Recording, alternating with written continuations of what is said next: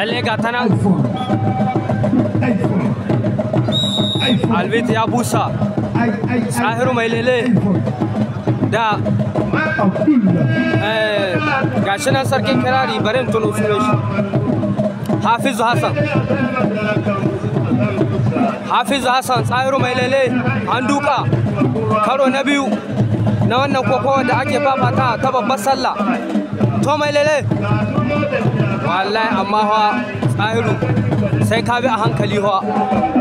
dan wallahi Hafizu Hassan din nan kai Tsahiru la haula wala quwwata wai wallahi hiliya har ke ta kai Tsahiru mai lele ya kada wallahi Tsahiru mai lele ya kada Hafizu Hassan la ilaha illallah kai da rantsa da Allah wunti guda da ke an kai shi kai mai lele ya kata maza to kai mai allura wallahi Hafizu Hassan da kuke gani ba karamin dan kokowa ne ba amma ina mai lele ya kada shi wai